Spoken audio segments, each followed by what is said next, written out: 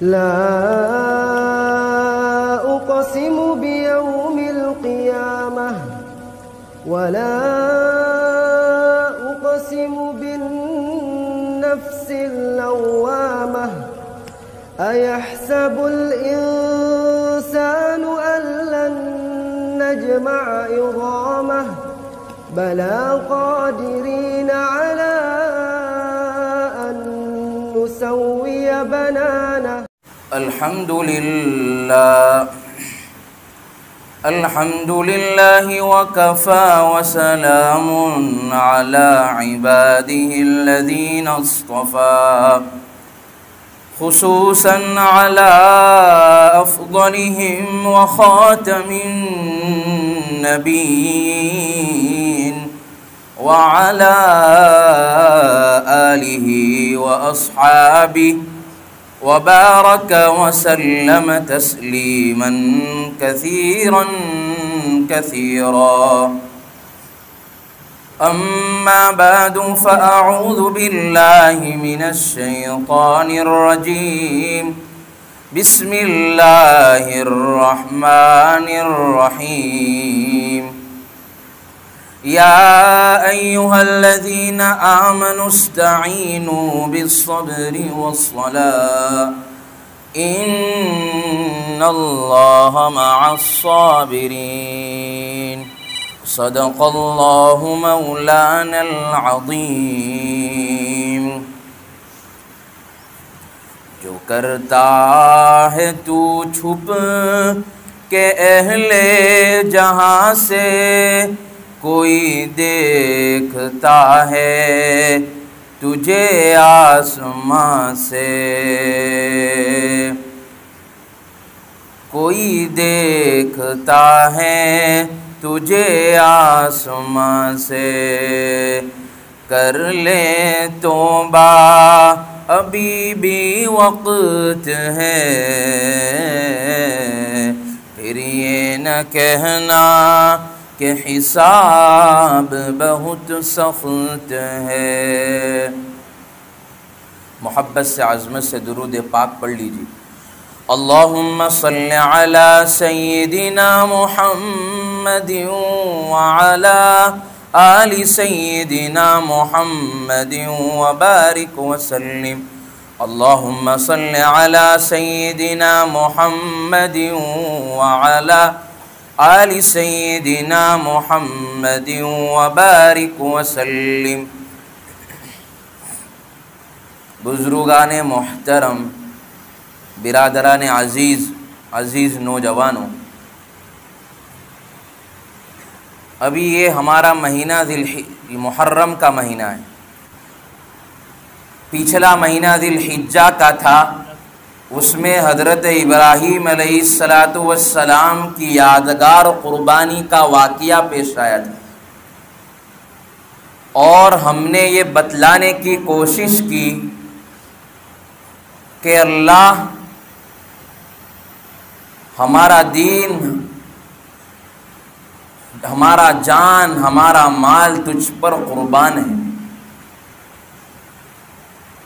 اور ہم نے یہ بتانے کی کوشش کی کہ جب بھی دین کو ہمارے جان اور ہمارے مال کی ضرورت پڑے، ہم قربانی دینے کے لیے اور اپنے آپ کو قربان کرنے کے لیے تیار ہیں۔ تو محرم الحرام کا یہ مہینہ ہے، اور یہ اس کے پہلے جتنے بھی مہینے گزرے ہیں سب مہینے جو ہے محترم ہیں، لیکن خاص طور پر 4 مہینے کا ذکر آتا ہے، وہ بڑے احترام والے، بڑی عظمت والے۔ وہ کون کون سے ہیں؟ ذی القعدہ، ذی الحجہ، محرم الحرام اور محرم اور ماہ رجب۔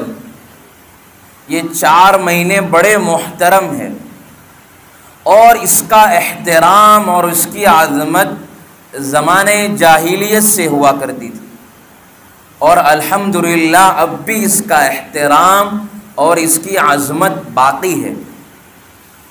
تو محرم کے معنی ہوئے عظمت کے اور احترام کے ہوئے۔ حدیث پاک میں حضور پاک صلی اللہ علیہ وسلم نے فرمایا شہر اللہ المحرم، اللہ کے نبی پاک صلی اللہ علیہ وسلم نے اس کی عظمت کو، اس کی بڑائی کو بیان کرنے کے لیے اور اس کا احترام بیان کرنے کے لیے حضور نے حدیث پیش کی کہ یہ اللہ کا مہینہ ہے اور احترام والا مہینہ ہے۔ جب اللہ تبارک و تعالی اپنی طرف نسبت کر دے تو اسے اس کے احترام اور اس کی عظمت کی تو کیا بات ہے۔ اللہ نے خود فرمایا یہ محرم کا مہینہ میرا مہینہ ہے، شہر اللہ المحرم، اور قرآن کریم کے اندر اللہ خود فرماتے منہا اربعۃ حرم، اللہ تبارک و تعالی فرماتے ہیں 12 مہینوں میں سے میں نے 4 مہینے بڑے احترام والے بنائے ہیں، ذی القعدہ، ذی الحجہ، محرم الحرام، ماہ رجب، اور اس کے اندر محرم کا مہینہ بھی آ گیا، اور ابھی جو دن گزر رہے ہیں یہ بھی بڑے احترام والے ہیں۔ تو اس کا احترام اور اس کی عظمت اللہ تبارک و تعالی خود بیان کرتے ہیں۔ اب اس کے اندر ایک دن آتا ہے جس کو عاشورہ کہا جاتا ہے۔ عاشورہ کے معنی ہے 10 کے، 10 کے، یہ عربی کا لفظ ہے عاشورہ، اور اگر اردو میں بولا جائے تو 10 ہے اور انگلش میں بولا جائے تو 10 ہے۔ اور اس 10ویں دن کی جو ہے بڑی فضیلت ہے، یہ ابھی کا مہینے کی فضیلت نہیں ہے، اس 10ویں دن کے اندر دنیا کی پیدائش کے بعد سے 10 نبیوں کو عظیم واقعات پیش آئے تھے، اس لیے اس کو عاشورہ کہا جاتا ہے۔ اور 10ویں دن کے روزے کی بھی بڑی فضیلت ہے۔ حدیث پاک میں حضور پاک صلی اللہ علیہ وسلم سرکار فرماتے ہیں کہ اگر کوئی شخص 10ویں دن کے اندر روزہ رکھے تو اللہ تبارک و تعالی گزشتہ سال کے جتنے چھوٹے گناہ ہیں سارے گناہوں کو اللہ معاف فرما دیں گے۔ اب بڑے بڑے گناہ ہیں وہ تو جو ہے اللہ تبارک و تعالی کے یہاں توبہ کرنے کے لیے جب تک ہم توبہ نہیں کریں گے وہاں تک تو قبول نہیں ہوگے۔ حقوق العباد ہے، جب تک بندوں کے حق کو معاف نہیں کرایا ہوگا وہاں تک اللہ بھی معاف کرنے والا نہیں۔ اس لیے 2 چیزیں، حقوق اللہ اور حقوق العباد۔ اگر بندوں کے حق اگر آپ دعاؤں کے ذریعے سے معاف کراؤ گے تو کبھی بھی معاف نہیں ہوگی، چاہے تہجد پڑھنے والا ہو، روزہ رکھنے والا ہو، عبادت گزار ہو، کوئی بھی ہو، اس کے لیے ضروری یہ ہے کہ وہ بندوں کے پاس جا کر معاف کرائے۔ اور حقوق اللہ تو اللہ تبارک و تعالیٰ کے یہاں تو معافی کی گنجائش بھی ہے، اللہ معاف کر سکتے ہیں۔ بڑے بڑے شرابی کو، بڑے بڑے کبابی کو اللہ نے معاف کر دیا۔ ایک بنی اسرائیل کی جو ہے ایک عورت تھی، پوری زندگی وہ بدکار عورت تھی، اس نے جو ہے پیاسے کتے کو پانی پلا دیا، اللہ نے معاف کر دیا۔ لیکن حقوق العباد، بندوں کے حقوق، جب تک ہم ان کے حقوق ادا نہیں کریں گے وہاں تک اللہ معاف کرنے والے نہیں ہیں۔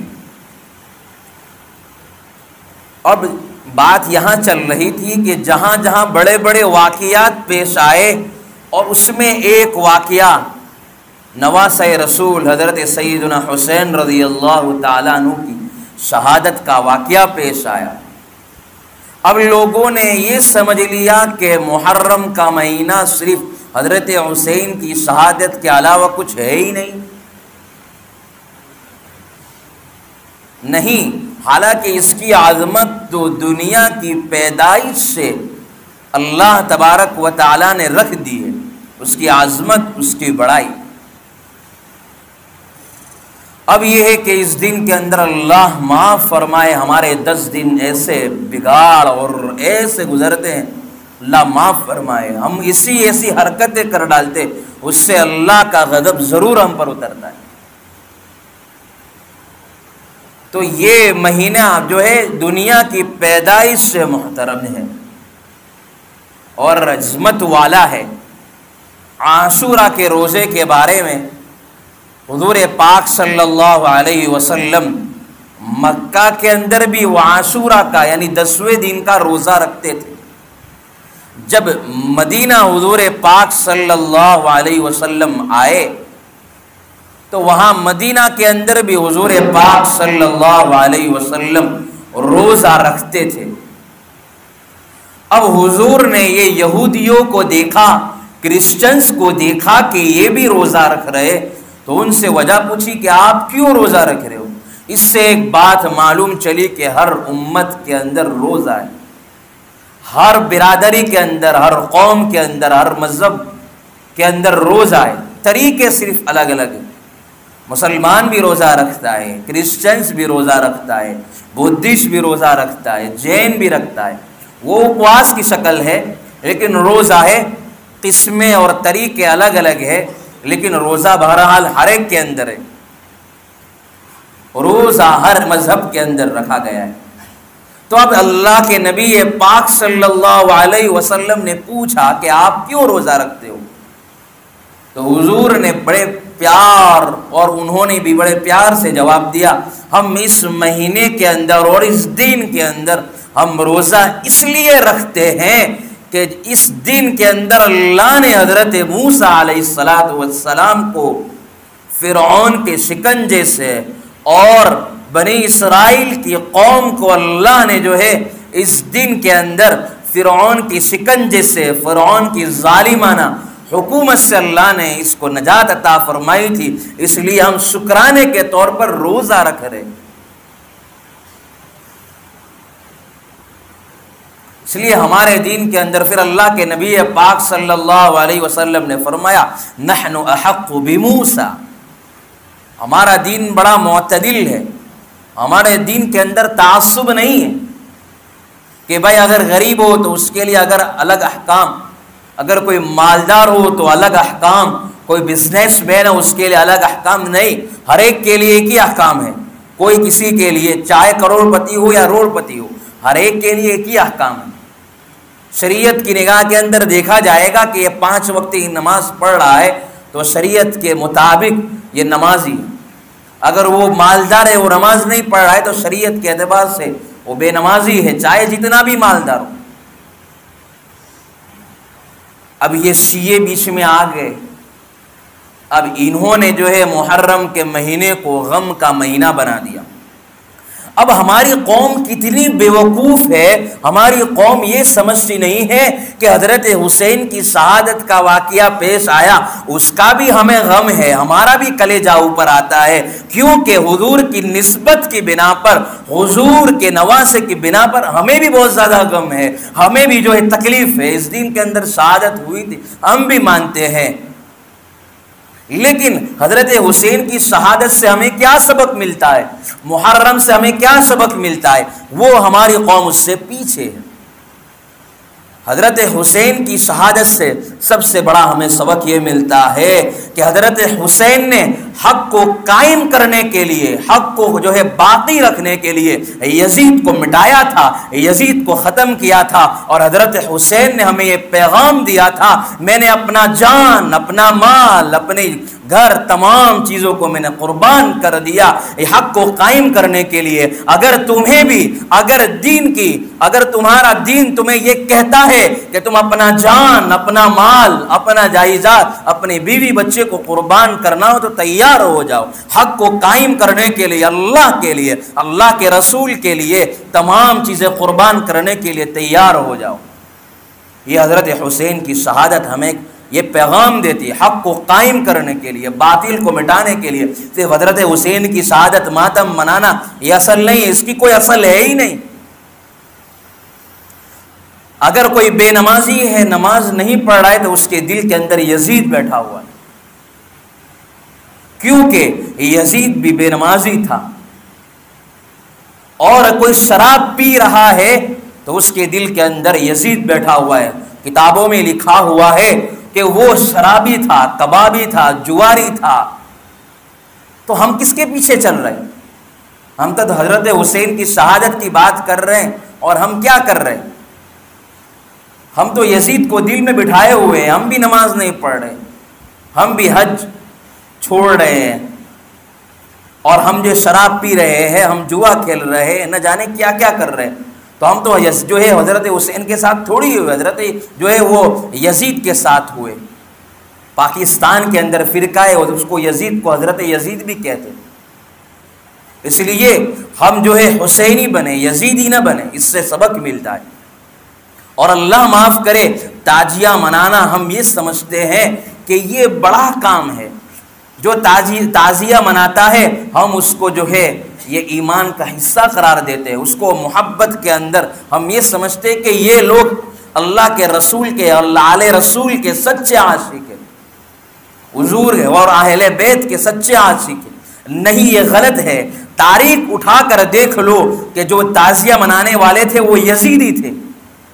حضرت حسن اور حضرت حسین کے جتنے بھی کربلا کے اندر ساتھی تھے، ان کے گردن پر جو ہے تلوار ماری اور ان کی گردن کو کوفہ کے اندر لایا گیا، اور پورے کوفہ کے اندر، پورے محلے کے اندر، پوری گلی کے اندر ان کو لے کر ڈھول تاشے لے کر وہ گھومے تھے۔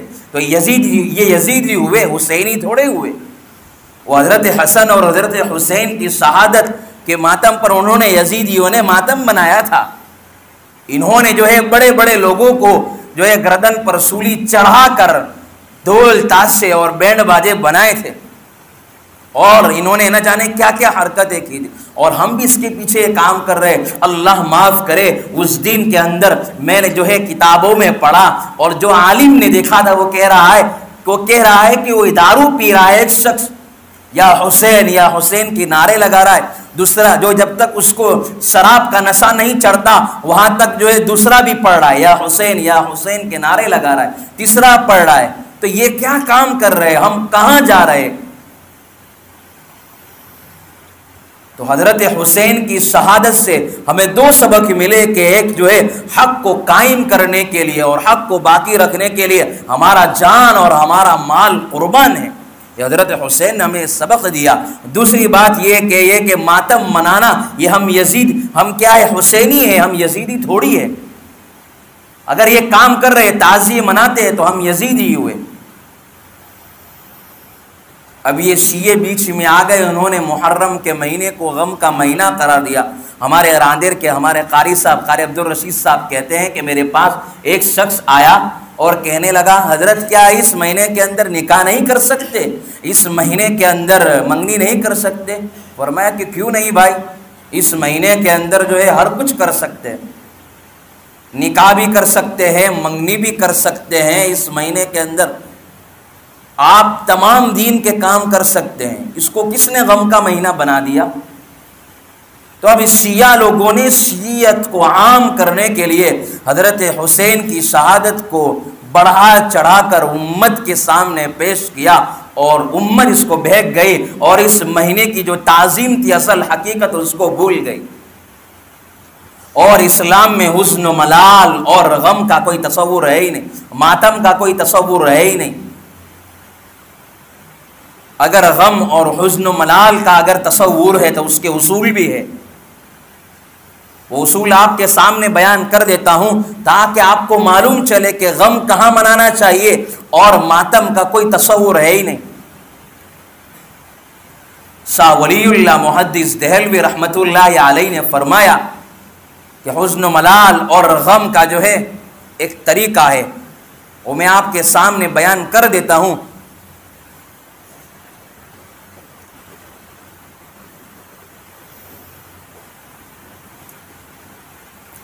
قرآن کریم کے اندر سب سے زیادہ زور اخلاق پر دیا گیا ہے۔ اخلاق بہت بڑی چیز ہے، کوئی ہم سے توڑے تو اس کے ساتھ جوڑو، جو ہم سے جو ہے بدسلوکی کرے اس کے ساتھ اچھائی کا معاملہ کرو، یہ اسلام ہمیں پیغام دیتا ہے، یہ حضور کی تعلیم ہمیں دیتی ہے۔ کوئی ہمیں گالی بول جائے تو حضور تو ہمیں کہہ رہے ہیں کہ جو آپ کو گالی بول رہا ہے اس کے ساتھ اچھے اخلاق سے پیش آؤ۔ شاید یہ ہمارے اخلاق کو دیکھ کر وہ جو ہے اسلام کو جو ہے کہے کہ اس کا اسلام صحیح طریقے سے۔ تو اس کے اصول پہلے قرآن کریم سب سے زیادہ زور اخلاق پر دیتا ہے، اخلاق کو درست کرنے کے لیے۔ قرآن کریم کے اندر اللہ فرماتے ہیں فَاذْكُرُونِي أَذْكُرُكُمْ وَاشْكُرُوا لِي وَلَا تَكْفُرُونَ۔ پہلا نمبر اخلاق کو درست کرنے کے لیے ذکر اللہ، اللہ کی یاد، اللہ کا دھیان، اللہ کا استحضار۔ اللہ ہمیں دیکھ رہے، غلط کام کر رہا ہوں اللہ دیکھ رہے، میں 2 نمبر کا کام کر رہا ہوں اللہ دیکھ رہے، میں کسی کے حق کو مار رہا ہوں اللہ دیکھ رہے، بندوں کے حق کے مار رہا ہوں اللہ مجھے دیکھ رہے، میں شراب جو ہے نماز چھوڑ رہا ہوں اللہ دیکھ رہے۔ اس لیے ذکر اللہ، اللہ کا دھیان، اللہ کا استحضار، اللہ ہمیں دیکھ رہے۔ اور دوسری چیز یہ ہے کہ دعا، اخلاق کو درست کرنے کے لیے نمبر 2 ہے دعا۔ وَإِذَا سَأَلَكَ عِبَادِي عَنِّي فَإِنِّي قَرِيبٌ، اللہ کہتے ہیں تم بندوں کے پاس مت مانگو، میرے پاس مانگو۔ اگر تم میرے سامنے جھولی پھیلاؤ گے میں تمہاری جھولی کو بھر دوں گا۔ اگر تم دنیا والوں کے پاس مانگو کہ دنیا والے تمہیں ذلیل کر دیں گے، اگر تم میرے سامنے عاجزی کے ساتھ مانگو گے اللہ کہتے ہیں میں تمہاری جھولی کو بھر دوں گا، کسی کے سامنے بے عزت نہیں کروں گا۔ اس لیے اللہ کہہ رہے تم مجھ سے مانگو میں تمہاری دعاؤں کو ضرور قبول کروں گا۔ ادعونی استجب لکم، تم مجھ سے مانگو، فلیستجیبوا لی ولیؤمنوا بی لعلہم یرشدون، تم مجھ سے مانگو میں تمہاری حاجتوں کو، تمہاری ضرورتوں کو، تمہاری پریشانی کو تمام جو ہے پورا کر دوں گا، تمہاری حاجتوں کو پورا کر دوں گا۔ تیسری چیز یہ بیان کی کہ شکر، واشکروا لی ولا تکفرون، تم میری نعمتوں کا شکریہ ادا کرو، تم میری نعمتوں کی ناشکری نہ کرو۔ جب تم میری نعمتوں کے شکریہ بجا لاؤ گے تو میں تمہارے لیے تمام راستے، تمہارے لیے تمام نعمتوں کو میں پھیلا دوں گا، اور تم اگر ناشکری کرتے جاؤ گے تمہاری نعمتوں کو میں چھین لوں گا۔ اس لیے حزن و ملال اور اس کے جو ہے الگ الگ تصور ہے۔ ہم نے کیا ہے، اگر غم ہے تو شریعت نے بتایا کہ غم کہاں منانا چاہیے، 3 دن ہے تمام کے لیے، اللہ نے بیان کر دیا ہمیں کہ 3 دن آپ کو غم منانے۔ اگر کوئی کسی کا رشتہ دار کا انتقال ہو گیا ہے تو غم مناؤ، اور اگر بیوی کا شوہر انتقال کر گیا ہے تو آپ 4 مہینے اور 10 دن غم منا سکتے ہیں۔ اور کیا ہے یہ پیٹنا، اور جو ہے اگر اس مہینے کے اندر بھی اگر کوئی پیٹ رہا ہے، کوئی ماتم کر رہا ہے تو اس کے لیے بالکل درست ہے ہی نہیں۔ اور اسی طرح یہاں پر 4 مہینے اور 10 دن سوگ منانے کے لیے اور غم منانے کے لیے اللہ نے فرمایا، تو اس کے اندر بھی اگر کوئی پیٹتا ہے، اگر بیوی بھی پیٹتی ہے اپنے شوہر کو یاد کر کے تو شریعت نے اس کو بالکل منع کر دیا، جائز نہیں ہے۔ ایک مرتبہ ایک عورت راستے سے جا رہی تھی، اس کے بیٹے کا انتقال ہو گیا۔ آپ کو حزن و ملال آپ کو بتا رہا ہوں حضور کیا کہہ رہے۔ ایک راستے کے اندر ایک عورت جا رہی تھی، وہ پیٹ رہی تھی اور اپنے بیٹے کو یاد کر کے رو رہی تھی، بیٹے کی قبر سامنے تھی۔ اس سے معلوم چلا عورتوں کو قبروں پر جانا اور عورتوں کو جو ہے فاتحہ پڑھنا اور ادھر ادھر جانا بالکل درست نہیں۔ اس لیے کہ اگر عورت جائے گی تو وہاں جا کر یہ کام کرے گی کہ لوگ اس کے پیچھے بھاگیں گے اور شرارت قسم کے لوگ اس کے پیچھے بھاگیں گے اور نظر کی حفاظت نہیں ہوگی، اور جو کام کرنے کے نہیں ہوں گے وہ بھی کام کر دیں گے، لوگ برائیاں جو پھیلے گی۔ اس لیے بالکل شریعت نے منع کر دیا۔ اس سے مسئلہ معلوم چلا، اور وہ رو رہی تھی قبر کے پاس اپنے بیٹے کی۔ حضور نے وہاں سے گزر ہوا۔ انبیاء کا ایک قانون ہوتا ہے، وہ قانون کیا ہے، انبیاء کرام اگر شریعت کے خلاف کوئی بات ہو رہی ہے تو وہ اس سے ڈرتے نہیں تھے، رکتے نہیں تھے، بالکل کہہ دیتے تھے۔ آج ہمارا طریقہ کیا ہو گیا کہ بھائی یہ رشتہ دار ہے، اگر میں اس کو کہہ دوں گا کہ یہ غلط کام کر رہا ہے تو میرے ساتھ رشتہ داری توڑ دے گا۔ آج ہمارے یہاں لوگوں کو برا بھی بہت جلدی لگ جاتا ہے کہ مجھے کون کہنے والا آ گیا۔ تو انبیاء کا اصول ہوتا ہے جہاں غلط کام ہوتا ہے فوراً ٹوک دیتے ہیں، چاہے رشتہ دار ہو، چاہے گھر والے ہو، چاہے پرایا ہو، کوئی بھی ہو، بتا دیتے تھے۔ تو حضرت محمد صلی اللہ علیہ وسلم نے کہا کہ بھائی تو کیوں رو رہی ہے؟ کہا کہ آپ کے لیے رونے کی اجازت نہیں ہے، آپ صبر کر۔ تو اس عورت نے غصے کے اندر تو نہیں بلکہ اس نے اس کو دھیان نہیں تھا، کیونکہ اپنے بیٹے کا انتقال ہو گیا تھا، تو اس غم کے اندر اس نے کہہ دیا آپ کو تھوڑی پتہ ہے میرے بیٹے کا انتقال ہو گیا ہے، مجھ پر کتنی بڑی مصیبت آ گئی ہے۔ تو کہا کہ جاؤ اپنا کام کرو۔ تو حضور نے فرمایا ٹھیک ہے۔ بعد میں معلوم چلا کہ حضور گئے تھے اور حضور نے کہا تھا، تو عورت معافی مانگنے کے لیے آئی، تو حضور نے کتنی پیاری نصیحت کی کہ سب سے اہم چیز یہ ہے، صبر یہ ہے کہ جب تجھ پر پہلی مرتبہ مصیبت آئے، پہلی مرتبہ تجھے معلوم چلا کہ یہ حادثہ ہو گیا ہے، تجھے اس وقت دھچکا لگے، اس وقت تیرے دل کے اوپر اندر کوئی بوجھ گزرے، اس وقت صبر کرنا اصل صبر ہے۔ اس سے معلوم چلا کہ پہلا اصل صبر پہلی چیز ہے۔ تو یہ کہ جب پہلی مصیبت آئے ہم پر اس وقت ہمیں صبر کرنا ہے۔ اور آگے آپ کے سامنے بیان کرتا ہوں کہ دیکھو کہ یہاں جنگ موتا کے اندر جعفر ابن طیار کا انتقال ہو گیا، اب جو ہے دوسرے صحابہ کا بھی انتقال ہو گیا، لوگ رونے لگے، حضور بھی رونے لگے۔ اس سے معلوم چلا رونا برا نہیں ہے، رو سکتے ہیں، فطری چیز ہے۔ نمبر 2، حضور نے کہلوایا حضرت جعفر کے گھر میں آپ کے جو ہے شوہر کا انتقال ہو گیا، آپ کے گھر والوں کا انتقال ہو گیا، تو وہ بھی رونے لگے۔ تو حضور نے کہا میں تمہارے غم میں شریک ہوں۔ اس سے معلوم چلا غم میں شریک بھی ہو سکتے، یہ ہے طریقہ، یہ شریعت نے بتایا آپ غم جو ہے رو سکتے ہیں، آپ غم میں شریک بھی ہو سکتے ہیں۔ اب دیکھیں کہ حضرت محمد صلی اللہ علیہ وسلم کے بیٹے کا انتقال ہو گیا، حضرت ابراہیم کا تو انتقال ہوا، تو حضور رو رہے ہیں۔ عبد الرحمن بن عوف نے کہا کہ حضور میں آپ کو دیکھ رہا ہوں روتا ہوا، آپ کے آنکھ میں سے آنسو آ رہے، تو کہا کہ میں رونا کوئی بری چیز نہیں ہے، فطری چیز ہے۔ غم منانا اور دوسرے کے پیٹنا اور اپنے آپ کو ملامت کرنا یہ درست نہیں ہے، اور رونا تو فطری چیز ہے، اور فطرت اسلام، اور اسلام جو ہے فطرت کو بدلتا کبھی نہیں ہے۔ تو بات یہاں ہے کہ ایک پوری بات کا ہمارا خلاصہ یہ نکلا کہ حضرت حسین کی شہادت کا ہمیں بھی غم ہے، ہمارے منہ پر بھی کلیجہ آتا ہے، اور اگر یہی غم مناتے رہو گے، ماتم مناتے رہو گے، تو ایسے ہزارہ صحابہ انتقال کر گئے، حضرت کتنے اولیاء اس کا انتقال ہو گیا، کتنے، اگر یہی کرتے رہو گے تو ہم دین کا کام کب کریں گے، ہم کب جو ہے اس فلدلدل سے کب نکلیں گے۔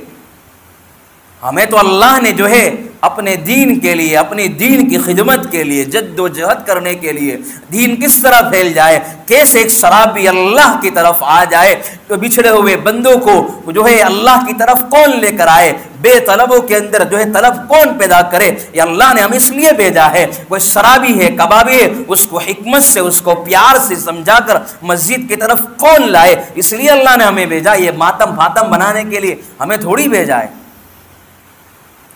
اور دوسری بات یہ ہے کہ اس دن کے اندر ہم ہماری عورتوں کو بھی، ہمارے بچوں کو بھی اس ماتم کو دیکھنے سے، اس تعزیوں کو دیکھنے سے بچایا جائے، کیونکہ اس دن کے اندر روزہ رکھا جائے، اس دن کے اندر اللہ کی عبادت کی جائے۔ اگر ہم ماتم دیکھنے کے لیے جا رہے، ہماری عورتوں کو بھیج رہے ہیں، ہم سبیل پلا رہے ہیں، لوگوں کو نہ جانے کیا کیا ہم جس خرافات کر رہے، ہم اس میں شریک ہوئے تو ہم سمجھ لے ہم حسین کے ساتھ نہیں، ہم تو یزید کے ساتھ ہے۔ کل قیامت کے دن حضرت حسین ہمارا دامن پکڑ لیں گے کہ تم تو کس کے ساتھ کھڑے تھے۔ اس لیے دو بات معلوم چلی کہ ہم جو ہے محرم کے مہینے کے اندر، اس مہینے کے اندر شادی بھی کر سکتے ہیں، اس مہینے کے اندر آپ تمام چیزیں کر سکتے ہیں، شریعت کے خلاف جو کام ہے وہ نہیں کر پائیں گے، بلکہ شادی بیاہ منگنی تمام چیز کر سکتے ہیں۔ اور دوسری چیز، اگر آپ کو اس دن کا اور اس مہینے کا غم ہے، حضرت حسین کا غم ہے، تو ہمیں بھی غم ہے، ہمارا بھی کلیجہ منہ کو آتا ہے، ہمیں بھی جو ہے دکھ ہے، حضور کی نسبت کے بنا پر ہمیں بھی غم ہے۔ اس لیے اس مہینے کے اندر ان تمام خرافات سے بچیے، اللہ کو ناراض کرنے والے کام نہ کیجیے۔ اللہ ہمیں صحیح معنوں کے اندر جو ہے ہمیں محرم کی حقیقت کو سمجھا دے، محرم کا مہینہ کیا ہے، اس لیے ہم پوچھے، ہم اپنی طرف سے کوئی کام نہ کرے، اللہ کو ناراض کرنے والے کوئی کام نہ کرے، جو کام کے لیے اللہ نے بھیجا ہے اس کام میں لگے۔ وآخر دعوانا ان الحمد للہ رب العالمین۔